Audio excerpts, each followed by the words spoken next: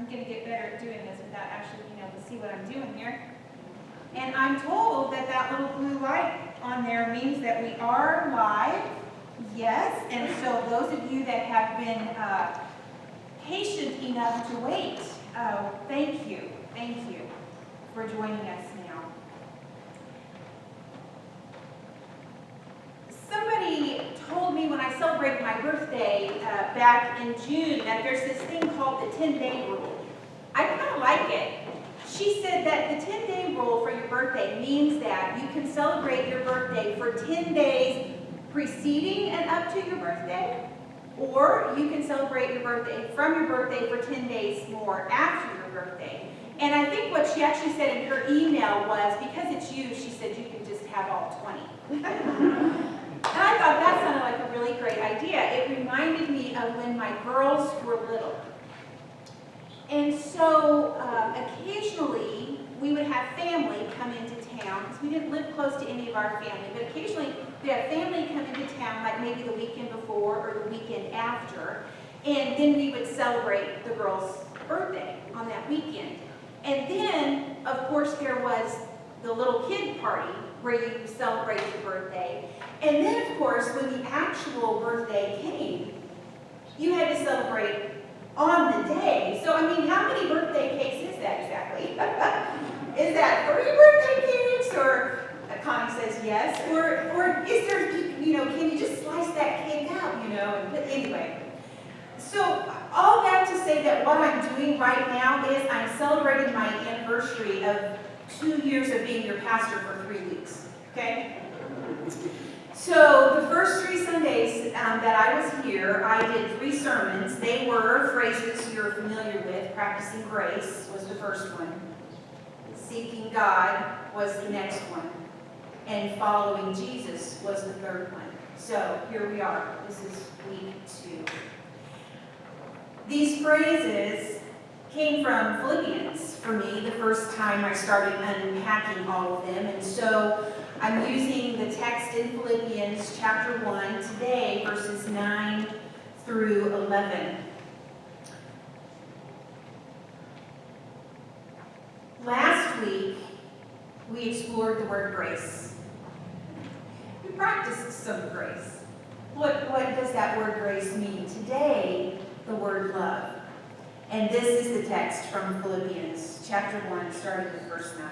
Paul says, "This is my prayer, that your love may overflow more and more with knowledge and full insight, to help you determine what is best, so that in the day of Christ you may be pure and blameless, having produced the harvest of righteousness that comes through Jesus Christ, for the glory and praise of God." What does love look like? Paul says that love does these 2 things. This kind of love overflows with knowledge and with insight. Now, knowledge, what does that mean? Some of you may have a translation with a different word, wisdom perhaps, because what that word really means is it overflows with wisdom. And we all know there's a difference, right, between wisdom and knowledge, especially if you think of knowledge as facts. Like, for example, your 16-year-old comes home after curfew, fact, and with a dent in the front bumper, fact. That's knowledge, right? But if you make a decision about how to handle that based on only those 2 facts,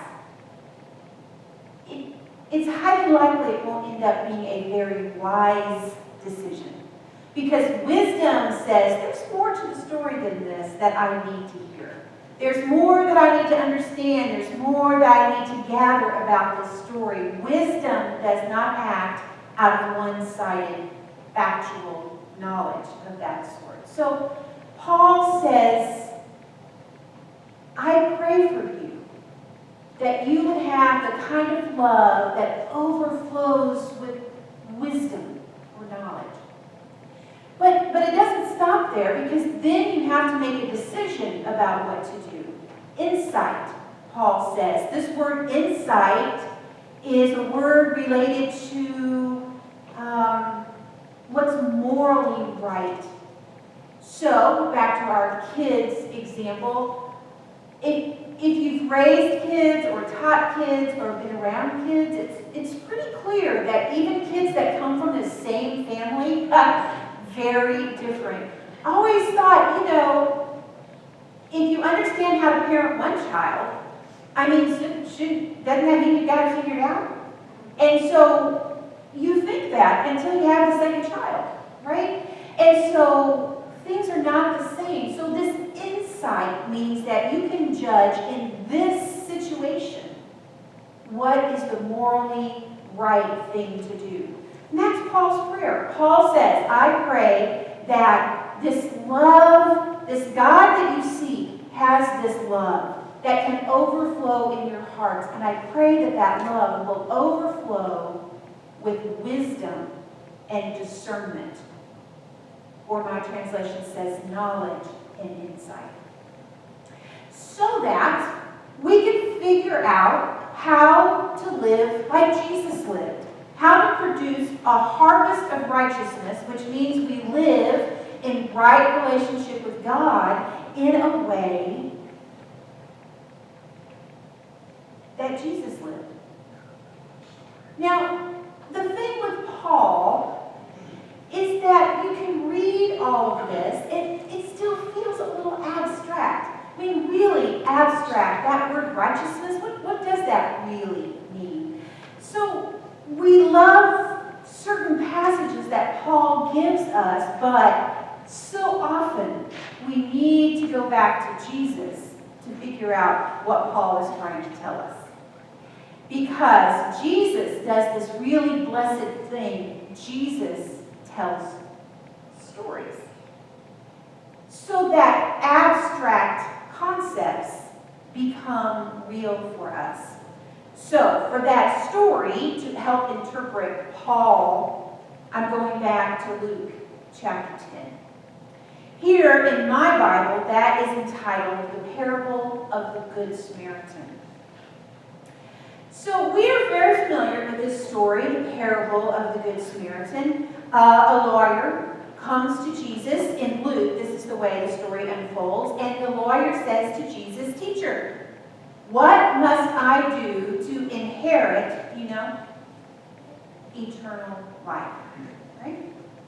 And Jesus says, "Well, what's written in the law? What do you read there?" And he answered the same answer that you already know. Love the Lord your God with all your heart, with all your soul, with all your strength, with all your might, and love your neighbor as yourself. Got it, Jesus says. That's it. You've given the right answer. Do this, and you will live. It's the standard core, the standard understanding by the Jewish culture and religion that love is at the core of what God calls forth from them. But here's where Jesus and Paul are different, because most of what we have from Paul is a letter written, but what we have in the stories of Jesus is dialogue and engagement. And so now the lawyer asks a very edgy question. Who is my neighbor? Now surely I'm not alone in this. For the last many months, it seems, I've asked myself that question a lot. What does that look like? Who is my neighbor? How do I work on behalf of racial justice? What should I be doing? How does my way of living need to be challenged? What knowledge and insight am I missing? How do I respond to the pandemic? Do I have the right to live however I want to live, even if it will negatively impact my neighbor? Who is my neighbor, God? And then Jesus tells the story. A man, a nameless man, was going down the road from Jerusalem to Jericho, fell into the hands of robbers who stripped him, beat him, and went away, leaving him half dead.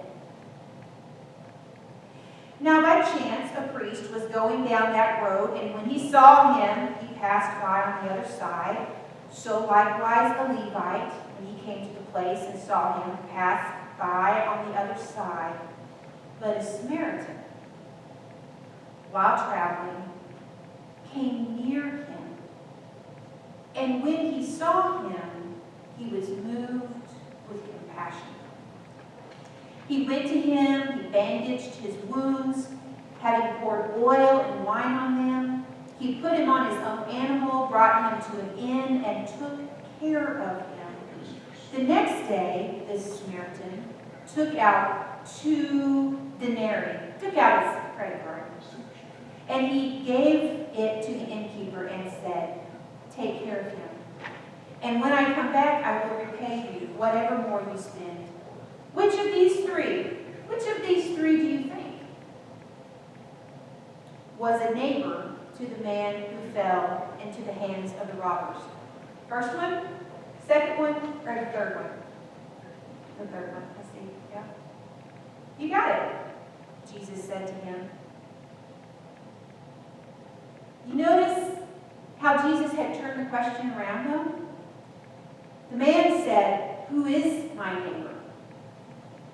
And Jesus said, "Who was the neighbor? The one who showed mercy. Go and do the same." Amen.